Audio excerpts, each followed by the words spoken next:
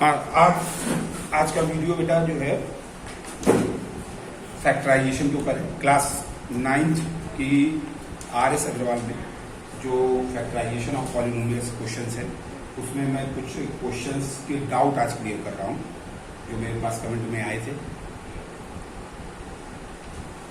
और उन कमेंट्स को मैंने देखा कि इस क्वेश्चन में बच्चों को प्रॉब्लम आती है, तो ज़्यादा से ज़्यादा जो प्रॉब्लम की है वो आज मैं क्लियर करूँगा। थोड़ा जल्दी में बताऊँगा, शॉर्ट वीडियो बनाऊँगा, इसलिए सब लोग ध्यान से समझने की कोशिश करेंगे, इससे कि उनको आ जाए। और बीच बीच में जहाँ कहीं भी किसी को लगता है कि ये स्टेप अच्छा है, मुझे लगेगा, तो वहाँ मैं हाथ डालूंगा, आप स्क्रीन शॉट तुरंत ले लीजिएगा, ठीक है।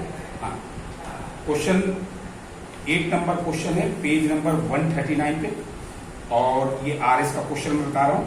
RS अग्रवाल का है, ऑब्जेक्टिव क्वेश्चन मैं बता रहा हूँ, ऑब्जेक्टिव क्वेश्चन है।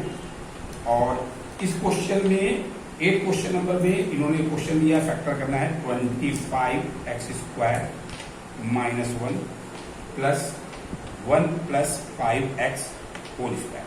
अक्सर बच्चे ये देखते हैं कि क्या हम कॉमन ले सकते हैं कि नहीं ले सकते हैं, और अगर कॉमन ले सकते हैं तो पहले कॉमन लेके सिंप्लीफाई करना चाहिए। यहाँ हम देख रहे हैं कि ये 25x² -1 दिख रहा है, और यहाँ पर 1 प्लस 5x का होल स्क्वायर है। तो ध्यान रखना, पहले तो बच्चों में एक छोटी सी चीज बता दूं कि कभी भी a प्लस बी लिखा हो या b प्लस a लिखा हो, इन दोनों का मतलब एक ही होता है, क्योंकि 2 प्लस 3 5 होता है, वैसे 3 प्लस 2 5 होता है। तो कम्युलेटिव प्रॉपर्टी जो है उसके अकॉर्डिंग ये चीज होती है। यहाँ पर हमने देखा कि यहाँ 1 प्लस 5x लिखा, हम इसको 5x प्लस 1 भी लिख सकते हैं, उसमें कोई प्रॉब्लम नहीं।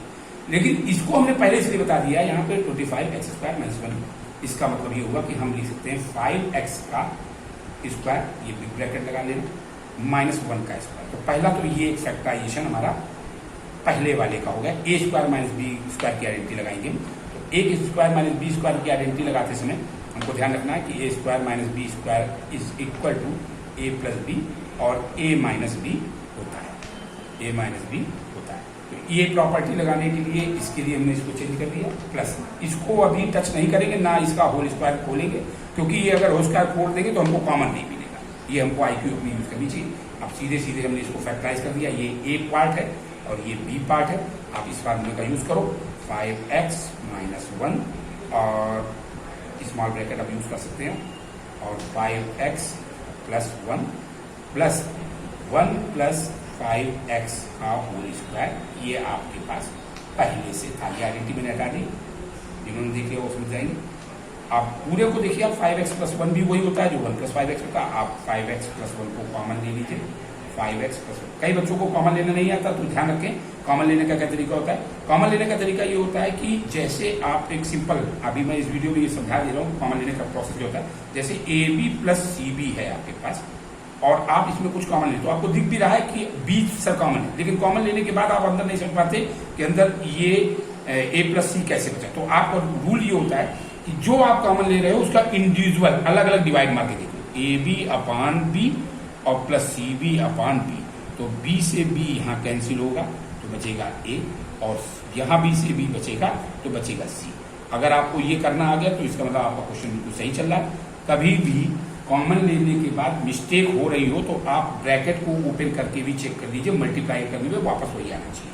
इसी तरीके से यहाँ पे भी हमने कॉमन किया, ये इस पूरे में डिवाइड करेंगे तो 5x प्लस 1 कट जाएगा, बचेगा 5x -1 एक ब्रैकेट में, और दूसरे ब्रैकेट में आप यूज कर सकते हैं।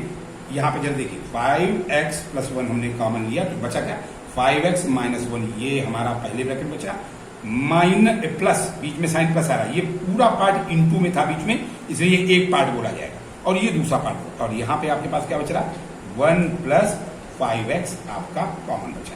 अब कॉमन बचने के बाद आप देखिए कि क्या कैंसिल हो रहा है, 1 से 1 कैंसिल हो रहा है, यानी 5x प्लस 5x मिलकर के 10x हो जाएगा।